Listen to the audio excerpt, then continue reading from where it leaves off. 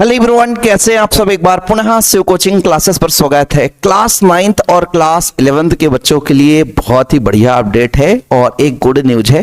देखो बच्चों, आप लोगों को लगता है ना कि हम फेल हो जाएंगे, हमारे इस सब्जेक्ट में कम नंबर आएंगे या एक सब्जेक्ट में हमारा सप्लीमेंट्री आ जाएगा, हम क्या करें। तो भाई अब आप लोगों को डरने की जरूरत नहीं है। एमपी बोर्ड ने कह दिया है कि आप एक बार में पास नहीं होंगे तो हम आपको दोबारा पास करेंगे और हम चाहते हैं कि एमपी बोर्ड के जितने भी बच्चों रिजल्ट है ना वो 100 में 100% आ जाए। अरे भाई ऐसा क्या हो रहा है सर? अरे भाई टाइम टेबल आ चुका है सेकेंड एग्जाम के लिए। देखो, यदि क्लास 10th के बच्चे क्लास 12th के बच्चे फेल हो जाते हैं, उनका सेकेंड एग्जाम होना है मई में। लेकिन यहां पे जो आप लोगों का टाइम टेबल आ चुका है कि मई में यदि हम 10th और 12th का एग्जाम लेंगे तो जून में हम 9th और 11th का सेकेंड एग्जाम ले लेंगे। क्या बात! मतलब एमपी बोर्ड में शिक्षा विभाग ये चाहता है कि हम एजुकेशन में बच्चों की जो स्थिति है ना वो 100% दिखाना चाहते हैं, किसी भी दम पे बच्चा पास हो जाए। अब इतना मैं आपको बता दूं कि जैसे क्लास 5th और क्लास 6 में आप देखो, कोई बच्चे यदि फेल हो जाता है तो बोलता है फिर से उनको पढ़ाओ, एक ही साल में पास कराओ। यानी पास कराना है, ये मास्टर की जिम्मेवारी है। अब यहां पे 9th और 11th वाले बच्चों के लिए भी आ गई गुड न्यूज कि बेटा साल बर्बाद नहीं होगा, पास हो जाओ। किताबी ज्ञान हो चाहे ना हो, तुम रट्टा मार और रट्टा मार के पास हो जा, खत्म। लेकिन कोई बात नहीं यार, बच्चों का भविष्य, एक साल पढ़े नहीं तो साल तो बर्बाद नहीं हो। लेकिन मैं जहां तक अपने दिल की बात करता हूं, मैं इन चीजों पर सपोर्ट नहीं करता हूं। जानते हैं क्यों? क्योंकि यदि बच्चा इस तरीके से उसको लुभावना मिलेगा ना, यार एक बार नहीं होगा दोबारा पास हो जाएंगे, कोई दिक्कत नहीं, पढ़ना नहीं है, ऐसे में बच्चा पढ़ेगा नहीं। और पढ़ेगा नहीं जब तक ज्ञान नहीं रहेगा तो डिग्री हासिल करने से कुछ भी नहीं है, बाद में आपसे लाइन लगने के अलावा कुछ भी नहीं है। ठीक है, तो सबसे पहले जो बच्चा चाहता है कि द्वितीय परीक्षा कार्यक्रम 2026 कक्षा 9वीं का टाइम टेबल यदि किसी के पास नहीं है तो वो टाइम टेबल पहले देख ले कि 3 जून को 3-6 है ना, कुछ जगह अपडेट आई कि 3 मई से, लेकिन 6 है मतलब जून में होना है। ठीक है, 3 जून को अपना अंग्रेजी है, 4 जून को उर्दू, 5 जून को विज्ञान, 6 जून को हिंदी, 8 जून को गणित, 9 जून को संस्कृत और 10 जून को आपका मराठी, पंजाबी है ना, हिंदी, समाज विज्ञान 11 को, 12 को अपना नेशनल स्किल क्वालिफिकेशन फ्रेमवर्क, समस्त विषय पर आर्टिफिशियल इंटेलिजेंस AI जो आप लोग सब्जेक्ट लेते हो। तो ये आप लोगों का है ना परीक्षा का कक्षा 9वीं का भाई कार्यक्रम है। परीक्षा, वार्षिक परीक्षा केवल प्रायोगिक परीक्षा में अनुपस्थित अनुत्तीर्ण विद्यार्थियों की परीक्षा, जो है ना प्रायोगिक परीक्षा में अनुत्तीर्ण हो गए, अनुपस्थित हो गए, उनका भी परीक्षा आयोजित कराया जाएगा 3 और 12 के बीच में। संस्था प्रमुख अपने आधार पर आयोजित करा सकते हैं। बहुत सारे बच्चे सोचते हैं ना कि सर प्रैक्टिकल क्या फिर से लिखना पड़ेगा, प्रैक्टिकल का एग्जाम फिर से देना पड़ेगा। जो प्रैक्टिकल में पास हैं, जो प्रायोगिक में पास हैं, उनको फिर से एग्जाम देने की कोई जरूरत नहीं पड़ेगी। बाकी आप लोगों का जो, ठीक है, आप लोगों का जो भी प्रारंभिक परीक्षा प्रारंभ से 10 मिनट पहले पूर्व जाना है, मतलब सब कुछ समय वही रहेगा, जिस आधार पर आप पहले पेपर देते हैं वही आपका समय रहेगा। यदि क्लास 11th के बच्चे यहां पर जुड़े हैं तो क्लास 11th के बच्चे भी देख लें कि जो पहला पेपर होने वाला है 3 तारीख को भौतिक का होने वाला है, 3 जून को देख लो।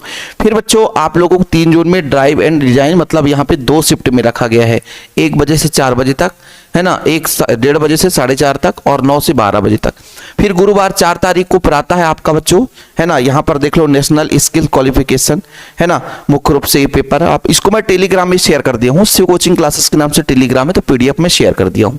4 तारीख को भैया है ना, यहाँ पे आप लोग कृषि, ये थोड़ा सा होम साइंस कला समूह का पेपर होने वाला है। फिर रसायन शास्त्र का अपना 5 तारीख को है। फिर 5 तारीख को ही बच्चों गायन वादन तबला, ठीक है, ये थोड़ा सा PDF में उतना स्पष्ट समझ में नहीं आ रहा है, लेकिन मैं आपको बता दे रहा हूँ सब्जेक्ट। 6 तारीख को आपका संस्कृत है। फिर 8 जून को है अपना गणित। फिर 8 जून को ही मनोविज्ञान है। 9 जून को समाजशास्त्र है। ठीक है, फिर इंफॉर्मेटिक प्रैक्टिसेस 9 जून को ही है। 10 जून को अपना अंग्रेजी है। 11 जून को राजनीति शास्त्र और 12 को अपना हिंदी है। देख लो भाई, 13 तारीख को क्या है, भूगोल है, ये आप लोग देख सकते हैं। 13 तारीख को अपना जीव विज्ञान भी है। तो ये आप लोगों के परीक्षा का कार्यक्रम है। अब देखो बच्चों, मैं आप लोगों से एक चीज मैं शेयर करना चाहता हूं। ऐसे बच्चे जो वास्तविक रूप से पढ़ रहे हैं, ये बताओ यार, क्या बार बार एग्जाम देकर सरकार क्या करना क्या चाहती है? केवल बच्चों का रिजल्ट बर्बाद करना चाहती है, सुधारना चाहती है? देखो भाई, कागजी रिजल्ट कितना भी सुधर जाएगा लेकिन ज्ञान नहीं रहेगा। जैसे कोई बच्चा मान लीजिए फिजिक्स में साल भर मेहनत नहीं किया, किसी कदर यदि 10 क्वेश्चन पढ़ करके वो पास हो जा रहा है तो उसका रिजल्ट बन गया 80%, तो क्या रिजल्ट बनने से उसका काम हो जाएगा? कभी नहीं हो सकता। इसलिए मेरे प्यारे भाइयों, आप लोग यदि सोचते हो कि केवल हम 2 दिन में पढ़ करके पास हो जाएं, ये करें, तो बहुत बड़ी गलत फहमी है और आप अपने माँ बाप को बिल्कुल आप लोग धोखा दे रहे हो, अपने लाइफ से अपने आप को धोखा दे रहे हो।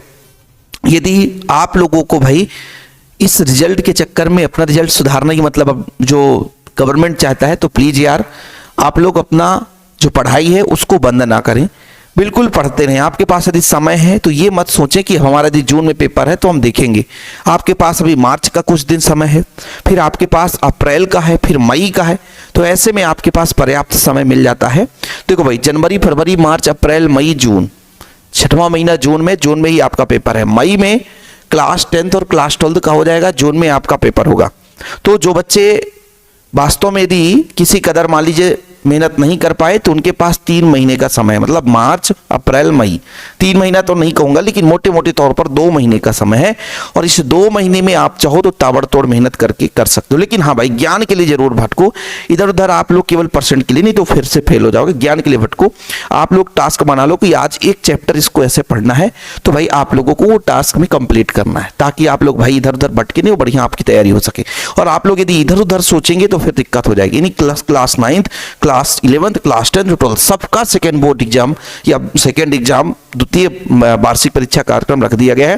पहले भैया एमपी बोर्ड ने लाया रुक जाना नहीं परीक्षा, बोले रुक जाना नहीं, बेकार है यार, अब चलो हम बच्चों को पास करना। ये हमारा, हम तो नहीं मानते हैं कि बच्चों को किसी कदर पास कराने की, ये बिल्कुल गलत है, क्योंकि बच्चा इस तरीके से और लचीला होता जा रहा है। उसका स्किल देखो भाई, कुछ जो पढ़ने वाले तो पढ़ ही रहे हैं, लेकिन जो मीडियम बच्चे हैं ना, जिनको उतना ज्यादा किसी से कोई डर नहीं है, ना माँ बाप से ना इधर उधर से, तो वो बच्चा और कमजोर होते जा रहा है यार, क्योंकि उसको डर ही नहीं है। एक बार नहीं होगा, दोबारा हो जाएंगे, क्या चिंता, साल भर हम ऐसे ऐश करेंगे और वो पूरा साल भर मजे में उड़ा देता है, साल भर समय बर्बाद कर देता है, क्योंकि उसको डर ही नहीं है। अब वो डर ही नहीं है कि पूरक हो जाएंगे, फेल हो जाएंगे तो अगले बार पेपर दे लेंगे। तो इसलिए मैं तो इन सारी चीजों को उतना दिल से सपोर्ट नहीं करता हूं। अब गवर्नमेंट का रूल से फॉलो सबको करना पड़ेगा, लेकिन मेरा जो स्वयं का विचार है ऐसा नहीं होना चाहिए, ताकि स्ट्रिक्ट रूल्स हो कि बच्चा यदि नहीं पढ़ेगा तो फेल, ताकि वो अगले साल मेहनत करेगा। ठीक है, आने वाला बच्चा भी थोड़ा सा मेहनत करने के लिए सजग रहेगा। चलिए, एक छोटा सा इन्फॉर्मेशन था, इसको मैं टेलीग्राम में शेयर कर दिया हूं।